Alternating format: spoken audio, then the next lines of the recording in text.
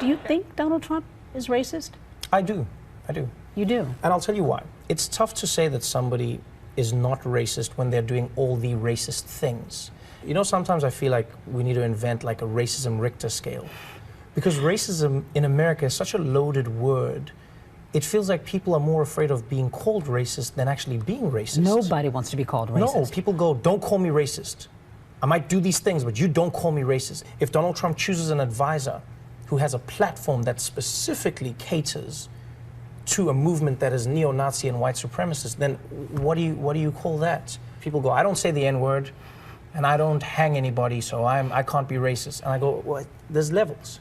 Noah's uniquely suited to talk about racism, growing up biracial in apartheid South Africa. He was forced to navigate the dangerous worlds between black and white, but he says he learned that communicating with those of the opposite view is crucial to success. I don't exist in a world where I only listen to the people I agree with, because then how will I ever know how to dismantle or think about your argument in a different way? Tommy Lahren. Which is precisely why Noah invited conservative internet sensation Tommy Lahren on the show for an interview that went viral. Do you really believe you're criticizing and you're not malintentioned when you say things like Black Lives Matter is the new KKK? Because you realize Black Lives Matter can't be the new KKK. The KKK is still around. Some people were asking, why would you invite her on the show? Because we invite everyone who's in the political sphere on the show. It's like, I don't agree with you on things, and I would like to challenge you, and I would like for you to challenge me. Noah knows all about challenges, which he explores in his painfully honest new book, Born a Crime. Different races being together was a crime, an official crime. There was an immorality act in the country. Let alone sleeping together. Exactly, that forbade that, and you could spend years in jail. And luckily, my parents were never caught, but my mom was caught for minor infractions regarding, relating to race, and she would spend time in jail, whether it be a week or a few weeks. Oftentimes, she'd have to pay a month's salary to get out. Trevor Noah! His journey has led him here to one of the most coveted jobs in comedy. Knowing where you've come from, such difficult times, do you sit here sometimes and go, wow? Every day. Sometimes you get caught up in, hashtag first world problems. You're in a world where people convince you of problems that aren't real. Every single night I sit at the desk, every single night I talk to the audience. I appreciate every single inch of this place. Each day begins just after 9 a.m. in the Daily Show morning writers meeting. Yeah, that's the one. That's the one. Nice thoughts. The staff presenting pitches for that night's show. I found one Facebook Live show where it's called The Wheel of Fugitives. Yes. And the cops spin the wheel and it lands on somebody's mugshot. Wait, the police are doing this? Yeah, the police are doing Wow. No, man. This idea culminates into a hilarious segment, later delivered by correspondent Hassan Minhaj. Yes, this is so much fun! No, Hassan, I don't know how I feel about this. Like, we've got to take law enforcement seriously. Dude, loosen up. Tell me you weren't happy when the wheel didn't land on the black guy. And when you go out there, still, it's been more than a year now. Yes. Does it still feel exciting, scary, what? You never know.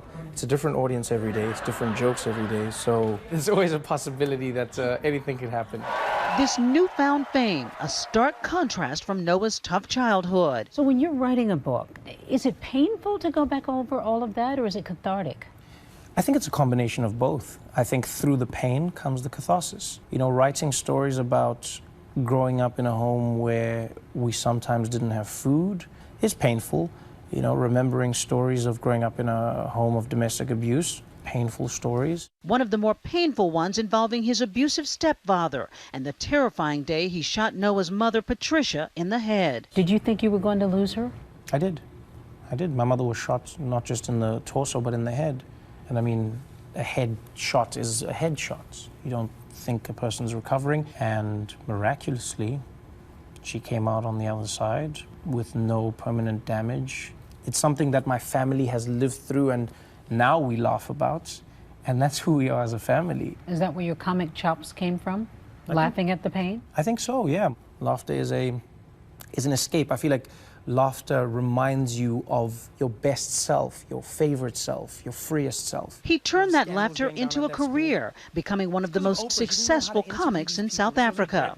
So Oprah flew down on her jet and she built the school. $50 million she spent. She was like, "You're not going to spank these kids, are you?" And the headmaster was like, "No, never.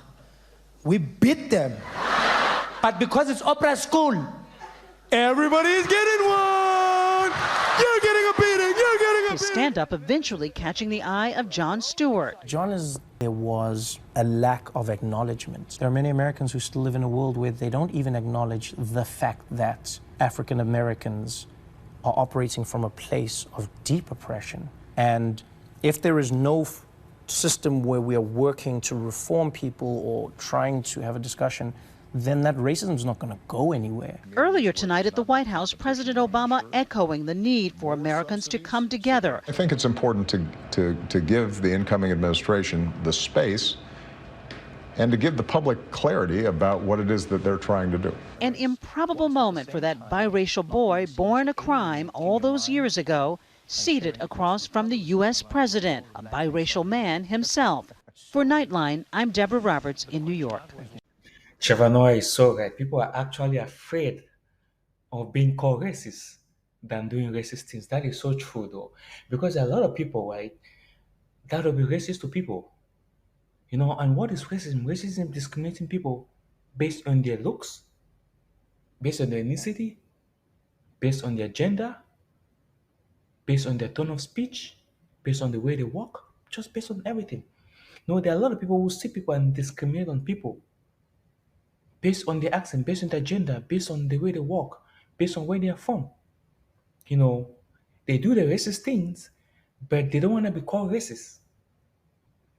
Because nobody want to do something shady and you see people calling them, "Hey, man, that thing you're doing, you're shady." I mean, people like to dwell in their, how can I put it? People like to dwell in their ways of life or in their ways of doing things, and they hate for people to correct them. You know, if somebody wanna correct people, like, no, no, no, no, no. Who are you to correct me? No, no, no, don't correct me. Let me stick in what I'm doing. Like, no, you don't have the right to correct me. In which life shouldn't be that way. You know, people should correct you if you do something that is wrong. Let people correct you. You know, and if we compare racism in America and racism back in South Africa, where Trevor Noah comes from, you will notice that in South Africa, people have gone past racism with all the how do they call that? Is it the Jim Crow law? Yeah, Jim Crow law, where it had a lot of segregation, where black people were kept in own areas, white people were kept in own areas. They had that in America, and they also had that pretty big in South Africa. I remember there was this movie growing up when I was young, which was called Seraphine. I don't know if you guys have chance, you can go and watch the movie Seraphine. It's pretty big on apartheid in South Africa, racism, and all on like that. The movie did indeed open my eyes to really understand what South Africans went through. And what South Africans went through, it is pretty similar to what Americans went through. And the difference between South Africans and Americans is South Africans went through yes in the 1900s. Americans went through just yes back in the 400 years ago. Even though they're still going through it today, but South Africans have gone past racism to such a way where they can laugh about it, they can talk about it and laugh about it. But in America, people are not still comfortable to in America, people are not still comfortable to talk about racism. They are not still comfortable to laugh about racism. You know, we really need to get past that stage. And there's something that is prone in South Africa where they have what we call reverse racism, where the white people are paying for the white people of today are paying for the crimes that their forefathers did back in the apartheid period. And now the blacks have taken over power. The blacks now in control, meaning that if you're a white person, you go to look for a job, right? And you qualify, and then another black person comes to look for that same job, and the black person doesn't qualify. You get the upper hand, the upper shot. So it's called like reverse racism. So I wish I wish America had gone past that. Racism is still something that is very, very scary. As Trevor Noah said, right, it's a very loaded word. People are really scared to talk about it. People are really scared to be called racist. You know, there are people that do racist things, but they don't want to be called racist. You know, and if you look at it keenly, people that call other people racist, they themselves are racist, just that they don't wanna attribute themselves to such things. And racism doesn't just go only with your skin color, only with somebody's skin color. You know, there's also racism amongst white people. There's also racism among black people. Tribalism is part of racism. Nepotism is part of racism. Against your own race, supporting somebody from your same clan over another person is part of racism. But it is something that we do not see that way, and we tend not to categorize it. It is something that we do not see that way, and we tend not to categorize it under racism, which is also part of racism.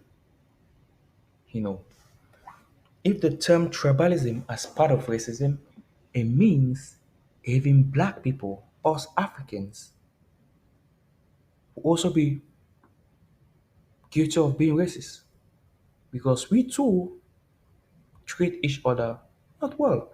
For me, right, if I'm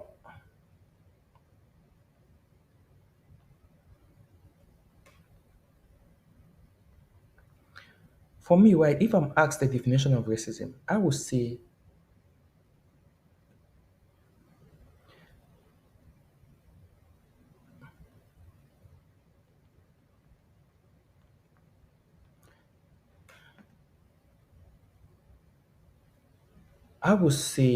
racism. Sorry for the interruption. I would say racism is the discrimination of somebody. It is the discrimination of a person of your own race, of another race, another ethnicity, against the normal